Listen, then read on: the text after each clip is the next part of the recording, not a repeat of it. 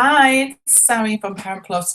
I'm just doing a quick video to respond actually to a question that's in the group, because I do sometimes just find it a lot easier to do a video rather than typing up, and I like to get back to people as soon as I can. So I've got written down a few things here. I've got some notes of things that I wanted to mention. So first of all, just give you an insight into this. This has been posted actually by anonymously, which again, just to highlight, that's absolutely fine. If you've got any anonymous questions whatsoever, private message them. We would never share who you are. This has been posted up by a lovely lady who runs a group called Pointing Pandas, who, if you get the chance to support in any way, support mothers who've had postnatal depression. There's pandas all over the country, but this lady is particularly based in Poynton, and they're a fantastic group, so yeah, please do support them if you can. So the question is, it's about a parent with two children, around the 5 mark, around the 3 mark, had postnatal depression with first and second child, and it's all about feeling don't have that bond that they maybe feel they should have, and then it's affecting their interactions together and the way that they are together, particularly around discipline and behaviour. And I'm wanting some ideas about addressing those issues. And again, you know, it's kind of comes down to that thing with postnatal depression, you know, when we try and talk about it and thinking, well, do we love our children? Do we not love them? Do we like them? Do we not like them? How should we be feeling? Is this right? Is this wrong? When should it go? All of that stuff, which is just so difficult to answer because there is no hard and fast rules about it. So just wanted to mention a few points, and I'll kind of bullet point them as I go along to make sure I cover everything.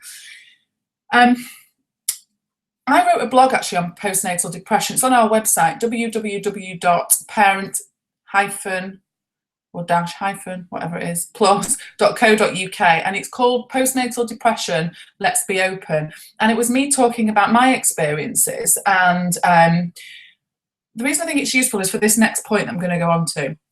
If you've experienced postnatal depression, it can then often feel like it then defines us for the rest of our children's childhood, that everything that we do or don't do, or things that we do slightly wrong, or things that don't feel quite right, it's because we have postnatal depression. And actually, it might not be. People that haven't been diagnosed or had postnatal depression as such, and I think we all have difficulty with overwhelming feelings throughout pregnancy and post-pregnancy and as our children grow and develop. But it doesn't always mean that because we've had postnatal depression or that's been diagnosed in that way, that that's the reason things sometimes feel like they go wrong. You know, that's not true. People that don't have postnatal depression or any diagnosis will go through stages where they just feel so helpless and feel like what they're doing isn't working. But just be careful if you have had it, that it doesn't define who you then are as a parent, and that actually you criticise yourself for having not done things right, and it's because of that. And actually it's just because we sometimes get things wrong and we get frustrated, and our children drive us absolutely bonkers. You know, we can love them, but yeah, we don't always like them. And when you say like them, again, be careful with the words that you use, because what you're probably looking at is not liking the way that they are at times, not liking the way that they behave, not liking the way that they are acting out at times. It doesn't mean you don't like them, because if you say that you love them, then, you know, obviously there's that unconditional part there, but you don't have to like what they're doing. But separating it out from them, you're not saying that you don't like them. What you're saying is you don't like how they are and how they're behaving and how they make you feel at times, or how you feel in response to them you don't like. So just watch the way that you're talking to yourself, because it sounds a bit like you're being super critical. You kind of write yourself off because you've experienced some really difficult times during both pregnancies.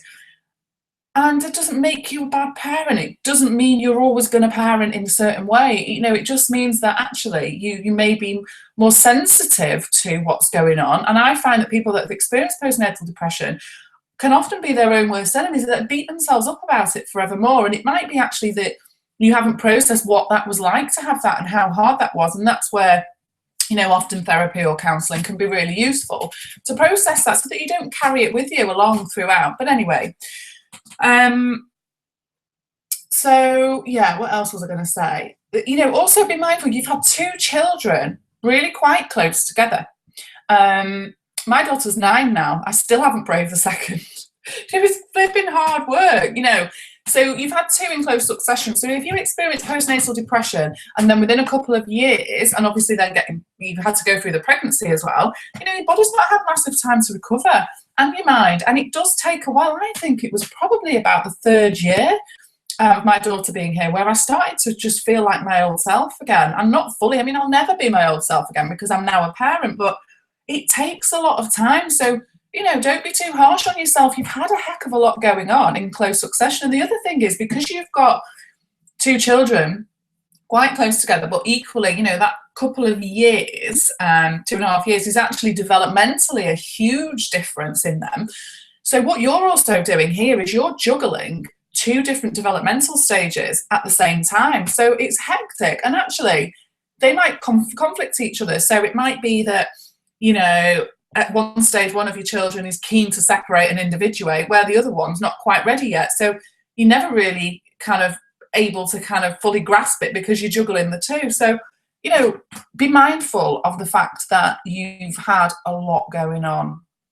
And also in the group, if this, I'm not sure whether this particular lady who I'm answering this question for, because I say it's anonymous, is in the group. But if she isn't in the group, if you could encourage her to come in the group. Also, there's files that show the developmental stages and ages that she could have a look at for her two varying different children's ages.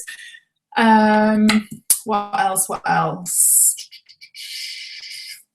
I going to say? Oh yeah, it sounds like the issues are happening then around behaviour and discipline, and that this lady is then feeling potentially guilty of the way that she is and the way that she's getting frustrated with one of her children, and maybe feeling like she's going to shout at them, and I don't know, because I don't know the details of it. But if it's around behaviour and discipline that the issue is coming and the tension is there, then I would focus on that rather than focusing on the fact that you've had postnatal depression, what impact that may have had. I mean, it sounds really awful. I don't want this to sound discounting, but you can't change that. It's happened. And actually, there's a lot of people that have had postnatal depression. It's potentially because they are, they've been through their own stuff, and, they're then sensitive, their adrenaline levels go through the roof, whatever the reasons are for it. And I'm going to cover a bit of this in that blog that I mentioned. We can't do anything about it, so we can only kind of move forward with it. So let's just focus on the day-to-day stuff. So I would be focusing on new ways of managing the discipline and the behaviour, and this behaviour that you're seeing that you don't like, that's causing you to feel tense and feel stressed. You mentioned about not having as much of a bond, or what signifies a close bond? Who decides what a close bond is? A bond is a bond. You're looking at attachment. Now, if you're having feelings even that you don't like the way they behave, they're feelings. There's some attachment there, All right, it's not always how you'd like it to be. It's not maybe this perfect, picture that gets portrayed in the media and whatever else. What is a close bond? Don't get too hung up on it. It sounds to me like you have a bond. There's attachment there. And, if you love your children, you love your children. You're not always going to like how they behave. So don't focus too much on the label and what it is, and is it because of bond, is it because of that? Just focus on what you want to change day in, day out. So if you don't want to be feeling like you're constantly having to shout and discipline, then focus on that. So one of the things, say, that we do, that if in this situation, if you were wanting to work with us, that I would recommend, is to start off with our mini course on managing behaviour, because what we do in there is we show you lots of ways to manage behaviour in a way that you can separate out the emotion from it, so that you don't get into the same cycles and caught up in the same stuff, and also that it's building self-esteem in your child at the same time, because they don't want to be getting shouted at all the time, but sometimes they just pick up a way, and sometimes if we're not always as emotionally available as we would like to be, they'll find really clever ways of getting our undivided attention, and it may just be that that's what's happening. And again, I don't want to discount your experience, because I'm sure it's really awful for you at times, but actually it's pretty easy for you to change it. It's something that can change, and it's not something that you have to keep continuing. And stop beating yourself up for having experienced postnatal depression. It's horrendous. You've been through the mill, and I don't know the details, but I'm pretty sure it's been awful. But you're managing. You've got another child. You've got two of them, two little little angels, no doubt. And you know, you're working really hard. Give yourself a break. It's still massively early days. Just take it one thing at a time and focus on the day-to-day stuff. So if you want to change the little arguments in the day, or the stuff where you feel like you're having to shout and manage behavior, just focus on that. Put what's happened in the past, and just focus now on what you want to change in the here and now. So I hope that's helpful. If you've got any other questions or any specific questions based on what I've just said, just give us a shout, and hopefully I'll speak to you soon. Thank you.